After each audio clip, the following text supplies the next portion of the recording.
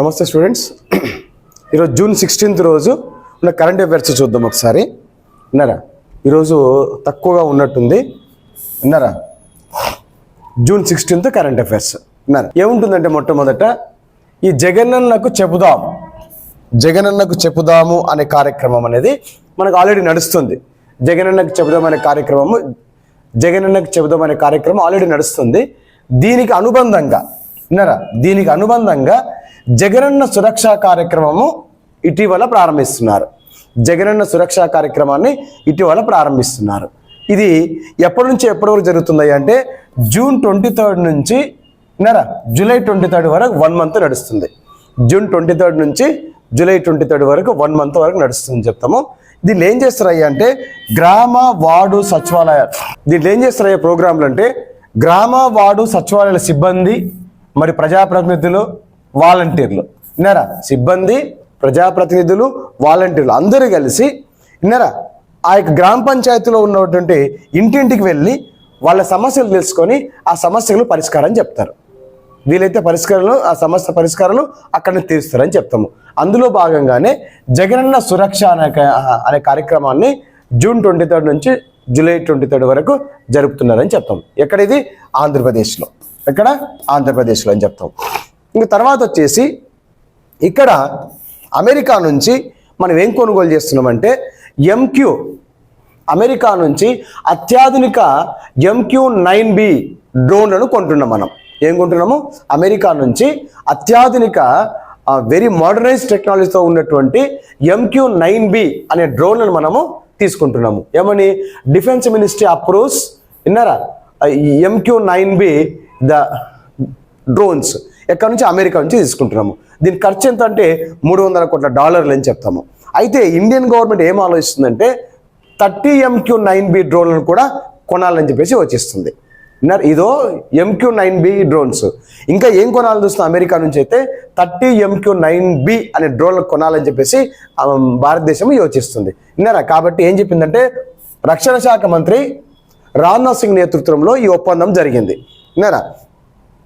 ఇక్కడ ఏం చెప్తుంది?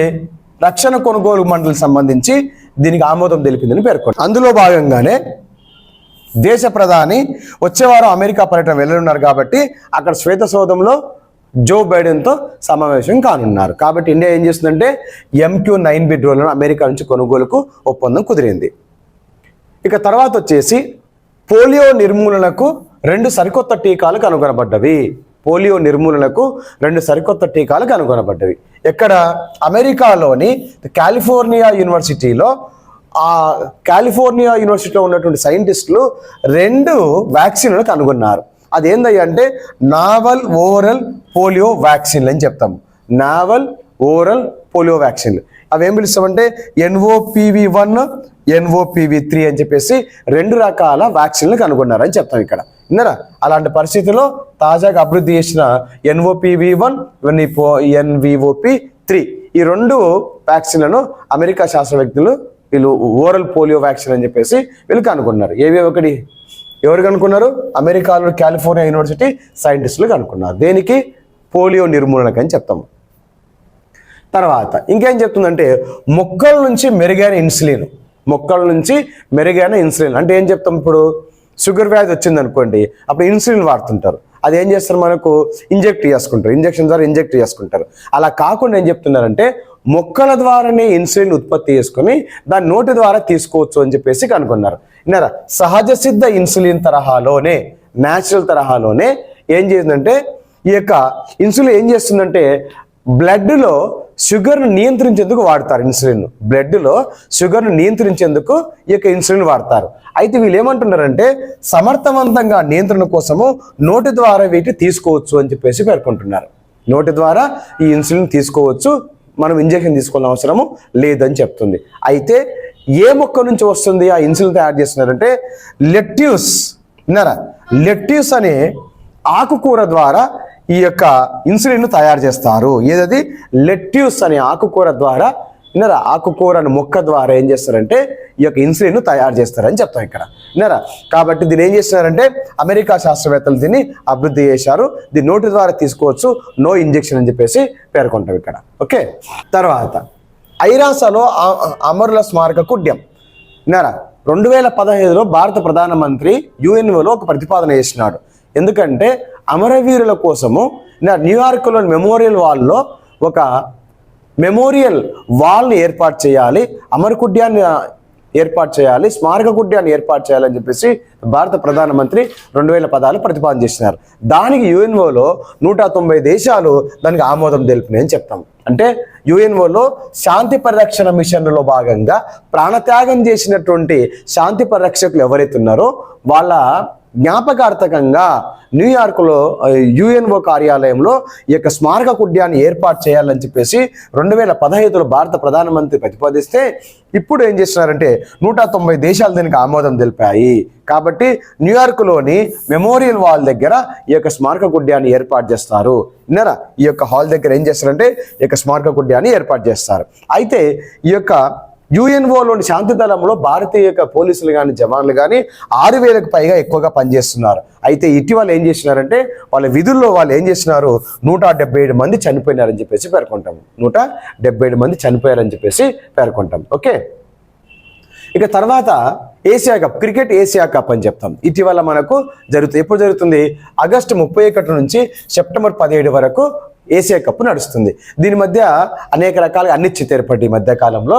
కాబట్టి ఏం చెప్తుంది, ఎవరెవరు అంటే ఈ యొక్క ఏషియా కప్ 2023 ఎవరెవరు నిర్వహిస్తాయి అంటే పాకిస్తాన్, శ్రీలంక 2 సంయుక్తంగా నిర్వహిస్తాయి. ఎన్ని టీమ్స్ పాల్గొంటాయంటే 6 టీమ్స్ పాల్గొంటాయని చెప్తాము. మొత్తం ఎన్ని గేమ్స్ ఉంటాయంటే మొత్తం 13 మ్యాచ్లు ఉంటాయని చెప్తాము. పాకిస్తాన్లో 4 మ్యాచ్లు జరుగుతాయి, శ్రీలంకలో 9 మ్యాచ్లు జరుగుతాయి. దీంట్లో 2 గ్రూపులు ఉంటుంది, group A, group B. Group ఏలో ఇండియా, పాకిస్తాన్, నేపాల్, గ్రూప్ బిలో శ్రీలంక, బంగ్లాదేశ్, ఆఫ్ఘనిస్తాన్ ఉంటాయి. అయితే ఇక్కడ ఏం చెప్తుందంటే ఇక్కడ Pakistan cricket board PCB hybrid ప్రతిపాదన తీసుకొచ్చింది. దానికి ఒప్పేసుకొని ఏం చేసినారంటే ఈ క్రీడలు పాకిస్తాన్, ఇండియాలో మనము ఏర్పాటు చేసుకున్నాము, భారతదేశం పాకిస్తాన్కి వెళ్ళలేదు కాబట్టి మ్యాచ్లు అన్నీ కూడా శ్రీలంకలో జరుగుతాయని చెప్పేసి పేర్కొనడం జరిగింది. ఓకే, ఎప్పుడు స్టార్ట్ అవుతుంది? ఇవి ఆగస్ట్ 31 నుంచి సెప్టెంబర్ 17 వరకు ఈ యొక్క ఏషియన్ కప్ క్రికెట్ పోటీలు జరుగుతాయి. తర్వాత కేంద్ర జలశక్తి శాఖ అవార్డుల ప్రకటన. కేంద్ర జలశక్తి శాఖ అవార్డుల ప్రకటన. కేంద్ర జలశక్తి శాఖ అవార్డులు ప్రకటించింది. ఏం అవార్డులు, ఎందుకు ప్రకటించింది? ఏ అవార్డులు ఎందుకు ప్రకటించిందంటే జలవనరుల సంరక్షణకు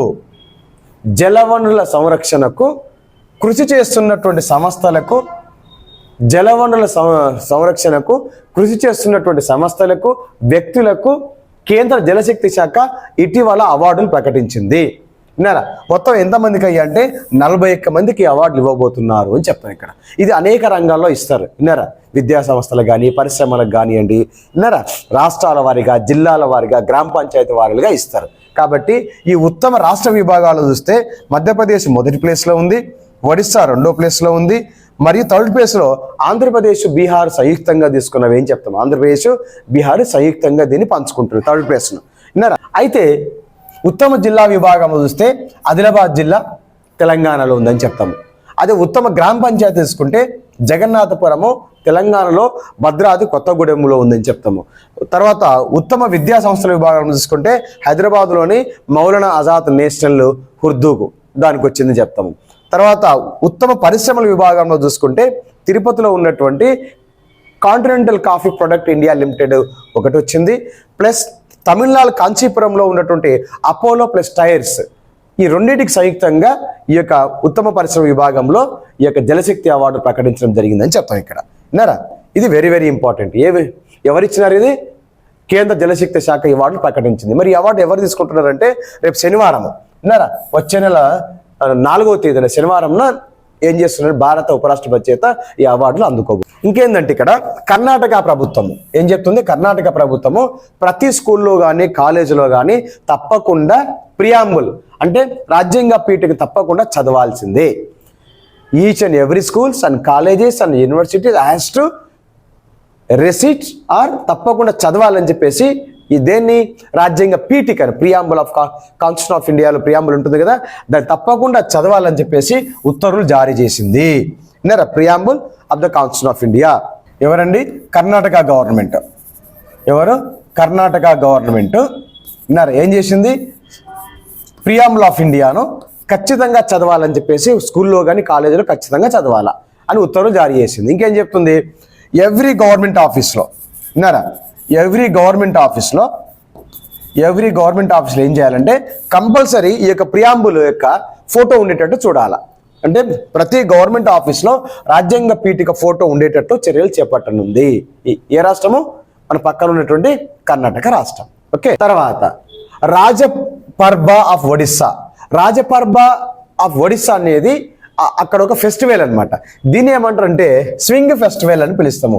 ఉయ్యాల పండుగ అని చెప్పేసి పేర్కొంటాము. ఏమని పేర్కొంటాము, ఉయ్యాల పండుగ అని పేర్కొంటాము. ఇది ఎన్ని రోజులు జరుగుతుంది, 3 రోజుల పండుగ ఉంటుంది. ఎప్పటి నుంచి స్టార్ట్ అవుతుంది, 14th June to 16th June వరకు 3 రోజుల పండుగ స్టార్ట్ అవుతుంది. దీనికి ముఖ్య ఉద్దేశం ఏంటి అంటే హానరింగ్ ఎర్త్. దీని ముఖ్య ఉద్దేశం ఏంటంటే హానరింగ్ ఎర్త్ అండ్ ఉమెన్హుడ్, మహిళలను ప్లస్ భూమిని గౌరవించి పండుగ చేసుకోవడము. ఇది ఎప్పుడు స్టార్ట్ అవుతుందంటే ఎక్కువగా మాన్సూన్ పీరియడ్లోనే స్టార్ట్ అవుతుంది అని చెప్తాం. ఏం చేస్తుంది ఇక్కడ, ఋతుపవనాలు ఎప్పుడైతే ఎంటర్ అవుతావో అప్పుడు ఈ పండుగ ఒడిస్సాలో చేసుకుంటారని చెప్పేసి పేర్కొంటారు ఇక్కడ. విన్నారా, దీని ఏమంటాము, స్వింగ్ ఫెస్టివల్ అని కూడా అంటాము. విన్నారా, స్వింగ్ ఫెస్టివల్ అంటాము. తర్వాత భూమిని ప్లస్ మహిళలను వాళ్ళ యొక్క గౌరవార్థంగా, విన్నారా, ఆషాఢ మాసంలో ఖచ్చితంగా వీళ్ళు ఏం చేస్తారంటే వీళ్ళు ఇలాంటి రాజా ఆఫ్ పర్బా అనే పండుగను చేసుకుంటారు. దీన్నే స్వింగ్ ఫెస్టివల్ అని చెప్పేసి కూడా పేర్కొంటారు. ఇక్కడ ఇది ఒడిస్సా అని చెప్తారు. ఇక్కడ ఇది ఒడిస్సాలో జరుగుతున్నటువంటి ఫెస్టివల్ అని. మహిళా 20 సదస్సు అని చెప్పేసి, మహిళా 20 సదస్సు ఇటీవల ఎక్కడ ప్రారంభమైందంటే చెన్నై దగ్గర మహాబలిపురంలో ప్రారంభమైంది. మహిళా 20 సమిట్ అనేది ఎక్కడ స్టార్ట్ అయిందంటే 3rd and ఫైనల్ వర్కింగ్ గ్రూప్గా ఈ మహిళా 20 సదస్సు అనేది మహాబలిపురం, చెన్నై దగ్గర మహాబలిపురం దగ్గర స్టార్ట్ అయింది. మరి ఈ యొక్క సదస్సులో ఏం చర్చించబోతున్నారు, అనేక మంది డెలిగేట్స్ రావడం జరుగుతుంది. ఏం చర్చిస్తున్నారంటే ఒకటి మహిళా సాధికారత, ఉమెన్ ఎంపవర్మెంట్, మహిళల యొక్క సమస్యలు ప్లస్ ప్రసూతి మరణాలు ప్లస్ మహిళల యొక్క కమ్యూనికేషన్ స్కిల్స్ని ఏ విధంగా డెవలప్ చేసుకోవాలి, మహిళల యొక్క పరిపాలన విభాగంలో వాళ్ళ యొక్క రోల్ ఎంత అనే అంశాల మీద ఈ మహిళా 20 సదస్సులో వీళ్ళు చర్చించబోతున్నారు. ఎక్కడ ప్రారంభమైందంటే చెన్నై దగ్గర ఉన్నటువంటి మహాబలిపురంలో ప్రారంభమైంది. ఈ రోజు న్యూస్ పేపర్లో వచ్చినటువంటి, తెలుగు న్యూస్ పేపర్లో వచ్చినటువంటి అంశాలండి ఇవి జూన్ 16th కరెంట్ అఫైర్స్. మీకు నచ్చితే లైక్ చేయండి, మరి సబ్స్క్రైబ్ చేయండి, మీ మిత్రులకు షేర్ చేయండి. థ్యాంక్ యూ అండి, thank you very much. SHEKER's IAS Study Circle. APPSC Group 1, 2 and 3 Foundation Course for Civil Services, IAS, IPS, IRS, IFS. Rayalaseema మొత్తానికి 2007లో తిరుపతిలో స్థాపించిన మొట్టమొదటి సంస్థ.